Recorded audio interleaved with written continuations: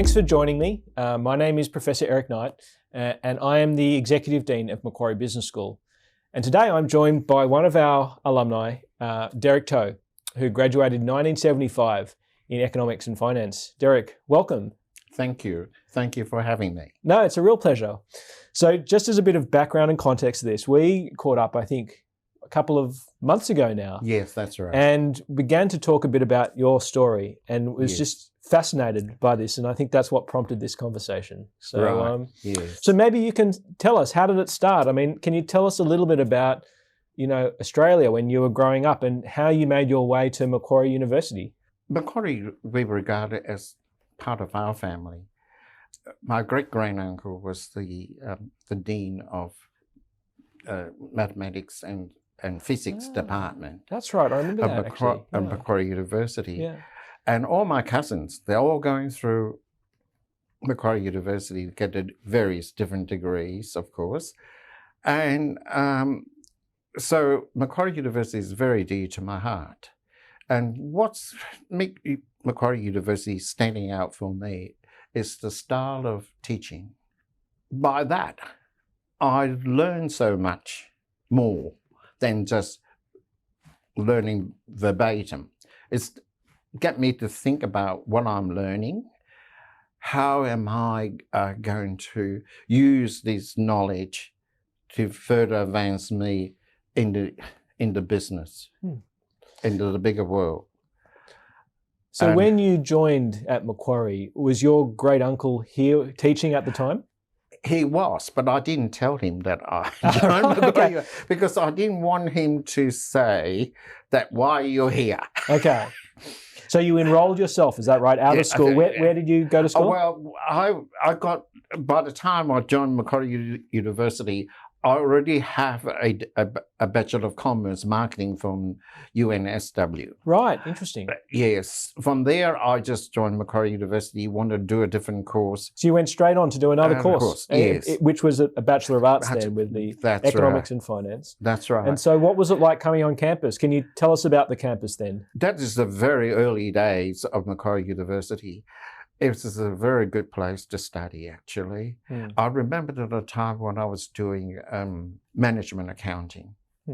I really enjoyed the lectures, but it was a challenge. It was a challenge, but I enjoy every bit of it. That's how I viewed my success in my career. I want to come back to your job and career in a moment, but can you say a little bit more, Derek, about your family? I mean, you mentioned about your granduncle, but where they came from and their interest in education and their passage into Australia? My granduncle is on my mother's side, and great-grandparents were in Australia in 1872. They arrived. And they came to Australia from where? From Darwin. They're from China. From China into Darwin. To Darwin, and from Darwin to Sydney. Right. My granduncle, Uncle Freddie, he was the number 7 of the 10 children into the family. On my father's side, my great-great-grandfather was lost during the Boxing Rebellion as a child. Wow. He got shanghaied to San Francisco and during the California gold rush, but he wasn't a gold miner. He worked in the laundry, Chinese laundry. But he was looked after by a priest, and the priest encouraged him to do studies, and he went through California University to become a doctor. And after that, he went to Oxford University. So while he was at Oxford University, Dr. Sun Yat-sen recruited him for the revolution in China. But then he was more focused on establishing his own family in Hong Kong.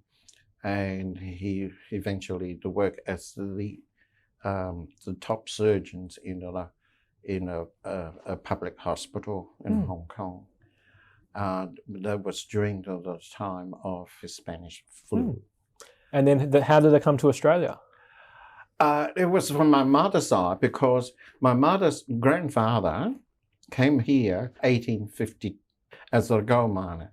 I got some information about my great-grandfather because no one in the family told me about anything what happened. But apparently it's associate professor at University of Wollongong had a paper on him. Right. And I got hold of that. So I found a lot more about what he did.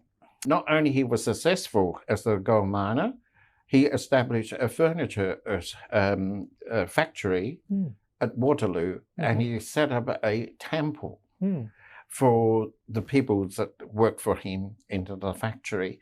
Today, the government have preserved that temple. That they relocated, from Retreat Street to Botany Road, and they have sort of enshrined it. So I suppose taking your family background then and your studies at UNSW and then into Macquarie, can you tell me a little bit about the job you were doing and how you found your way into accounting and finance and economics? I started my career with the Commonwealth Bank. Yes. And after about 18 months of shifting from branches to branches, I happened to sit for an exam for the public service, and they sent me to the Auditor General's office. At that time, in the public service, they're looking for talent. Yeah. And it was very, very good. And they do encourage people to do part-time study while they're working. And that's what attracted me. And I spent about 17 years in that office. But during that office, I have a wide range of experience in the federal public service because of different departments and different activities and what the government had to do. Eventually, they said, well, Derek, you need to study accounting. That's where Macquarie came from. And I said, okay, I go to Macquarie University and started a degree.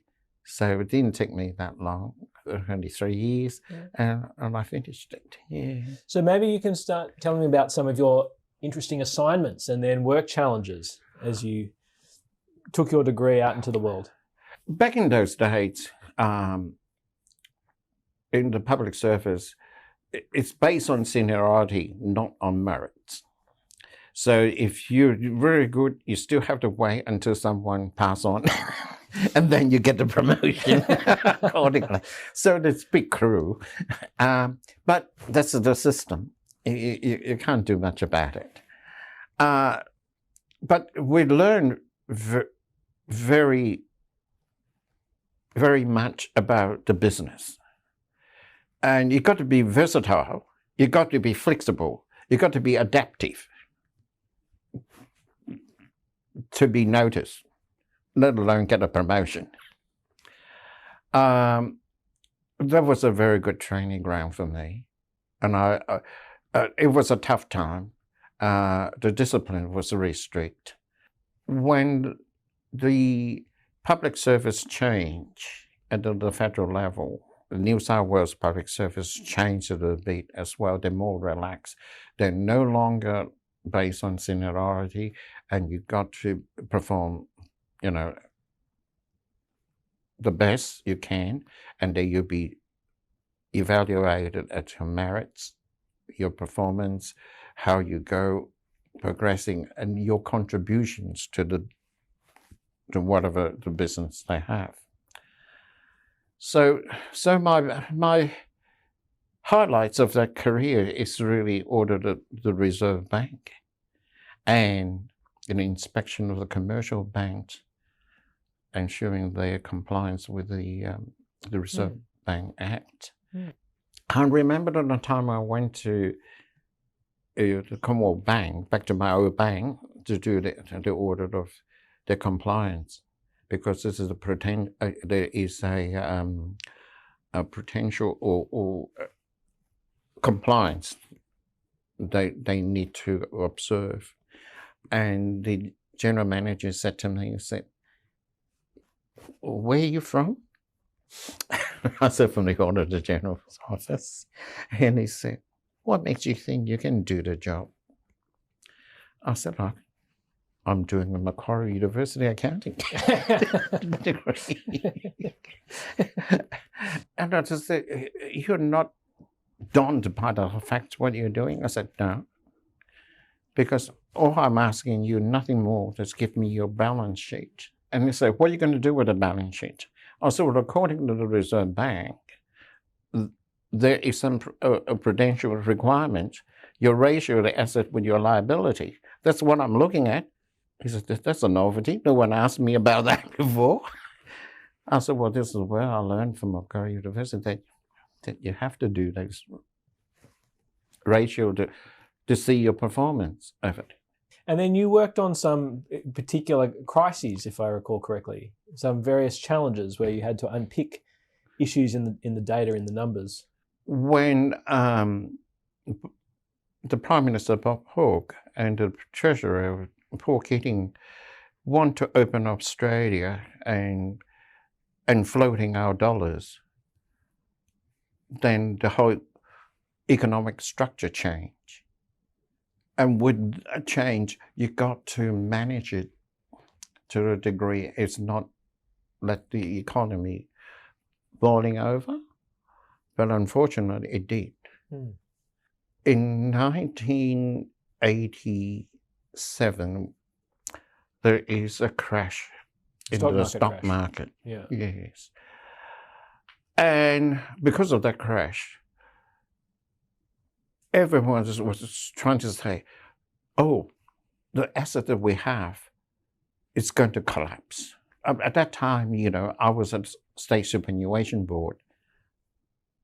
And I went to talk to the investment manager, and I said, I know you have all these corporate shares, the blue chip shares you got there. But from what I learned, you haven't hatched it in the crisis like this one. Why aren't we buying gold? He laughed at me. He said, you can't use gold for anything. You can't eat it, you can't buy it. I said, well, we don't want to eat it. We didn't buy it for that purpose. But we want to hatch it against the stock you have. So he just laughed me off.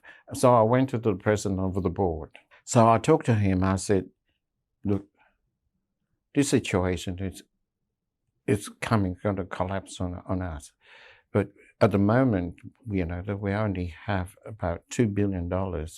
We don't want to collapse it in such a way people retiring we can't provide them the money for their retirement. I said, to preserve it, to make it better, we better hatch against the portfolio that we have with gold. This is funny that you tell me something like this. And now I can understand, the situation. So it didn't say any more than that.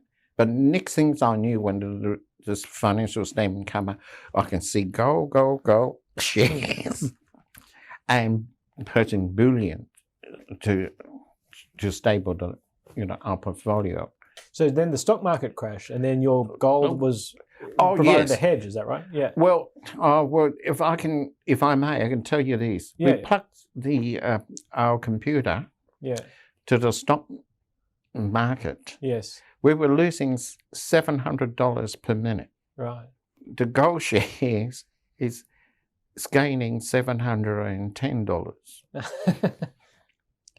This was after you'd made the hedge to gold, and as the market crashed. We covered our losses. Right. It was a big relief. Yeah. And then but it's just not me. It's the whole team, the board. Yes. Board members, the executive, they all agree this is what we need to do. It shows you how you can identify important decisions through the accounting and finance. Oh, yes. When it comes to crisis, you have to sort of sit down, calm, cool, and collected. Yeah. And you have to sort of say, well, just like playing a chess. I don't thinking of the next move. I'm thinking of the next 5 moves. 5 years on after the stock market crash, there is a recession in the 1991. because of when you flow to the dollar, because you don't know how the market reacted to your dollars. The interest rate reached the peak of 17% per annum for a home loan and 22% for a business loan. That is just impossible. Yeah. And everyone, doesn't matter who it is, the corporations are both into the private and the public sectors, they're all seeking liquidity. Mm. And so where were you working at that time of the recession? New South Wales Ambulance Board recruited me at that time. They said, look, we need your help. Actually, I said no in the first place. But they asked the managing director of KPMG to talk to me, and they said, come and help. I said, all right, but I only do it for 2 years, what you've asked me to do. They want to make sure there is a the profit line's going to be positive, because they haven't had one since the inceptions of the ambulance service in 1901. I'm the person that I can resolve the problem, but I'm not a very good maintenance person. I can resolve it for you, but the rest of you have to maintain. So I said, I can stay there for 2 years. The first year, you probably say it's a fluke. The second year, I'll prove I'm right. The CEO said to me, well, we'll give you 6 months to turn that around. I said, all right, okay. And at the end of 6 months, the profit line has improved. The reason the profit line has improved is, again, they haven't hatched. They order the ambulance manufacturer in Japan, but then they haven't hatched the foreign exchange. So they're paying more for the foreign exchange than they're actually paying for the ambulance itself. The board decided to abandon that project, and that saved a lot of money. The next thing to save the money was the fact that the Parliament has approved the budget for New South Wales ambulance operation. They say, okay, you can recruit so many people on the conditions you have the natural attrition rate, right? And this is, we're giving you so much for your X amount of dollars for your payroll. But no one monitoring the rate. As a result, the Parliament asks, how come every year we have to give you more and more for the payroll? So they said, Derek, can you look into it? I said, well, that's easy. I don't have to look into it. Your attrition rate is not comparable to your recruitment rate. As a result, you have to pay more. So they have to restructure the whole thing. And the budget officer did not see that at all. So they were very pleased. So this was the end of your 2-year stint. So you came up with your recommendations, and then this is what I've given them in 8 months. Oh, in the first year. Okay. Yeah. And then they said, "Oh, that's very good, Derek. See, you can do that the next year to, maintain it." I said, "Righty, okay," and I did it. And then by that time, Bankstown City Council heard what I did. He said, "We need you." So you left the ambulance then and went to Bankstown? Well, there was a tug of war between ambulance service and the managing directors of KPMG. He's the board member. He's the board member in charge of the audit committee. He said, "Derek, we would like you to stay for another 12 months. I said, "No, I already, after all these, it's just a matter of maintenance. And I would find it a bit boring." So then you left after 2 years? After 2 years. And then you went to where? Bankstown. Bankstown, okay. Bangtan said, we need you. And I said, no, what for? You know, he said, oh, we got a black hole in the financial statement. They divided up the Bangtan City Council between administrations and operation. They didn't turn into the financial resources to apply to this change of structure. And they keep ensuring for the number of employees back in the old structure, but not in the new structure. And they over-invested over $1 million. I said, you can use that money to plug the hole. And they were very happy because the Department of Local Governments was saying that, you know, you better fix it up or we have to call in administration on here. And it didn't need to happen because... You took the investment and put it in. Because it's a matter of alignment. Right. And it wasn't any, what people are talking about, oh, it could be fraud, could be something. It's not. It's a matter of a management issue. That's all come from the training I have at Macquarie University. Yeah, interesting. And so, I mean, what's brought you back to Macquarie now? I mean, I know you've been actively involved in various initiatives and activities. Do you want to say something a bit about this and the things you're passionate about, things you're keen to see in the next generation of students and educators? And put it this way, I think education is considered a greater good for the public in terms of employment in the economy, the economic prosperities in terms of trade, in sort of commerce. And I think the nation is built on that. And that's why university is so important for this nation. And for the generations to come, the stronger that we can provide this institution like Macquarie University, the better we can provide for the economy of this nation. Macquarie University is really the engine. And that is the reason why I live in my will, 1/3 of my estate's going to Macquarie University. That's very generous. And what do you want to see play out? What are the sort of things that you find as exciting or that you want to see through in this university? I think Macquarie University can stand tall among the best of university in Australia as well as in the world. Because Macquarie University have the greatest potential to offer to the graduates. And they are lucky if they are studying Macquarie University. Its environment, its teaching techniques. This is what I would like to say. Well, it's very kind, Derek. I mean, I must say that it is amazing to see a university as young as Macquarie compete in world ranks so quickly. Right.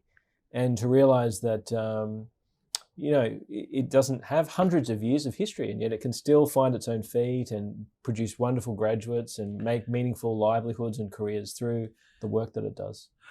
Macquarie University have a lot to offer. And if any students want to come here and have a good time, good luck to them. Yeah. Well, Derek, thank you so much for your generosity and support for the school and for Macquarie University and the business school. I know that you always share with people when they ask you about your story that you came to Macquarie Business School, which is always very helpful. So that people can appreciate not only the university, but also the importance of management accounting, the power of finance, economics. The numbers, you know, often can reveal many hidden secrets. Well, yes. I think that my career maybe can use as an example how powerful education could be and how empowering it could be. So it's really up to the people to have a go at it and see what they can make out of it. But it'd be a damn fool that they don't try. Yeah. So that's my message. That's great. Well, thank you for Yeah. having me. Thank you so much, Derek. That was lovely.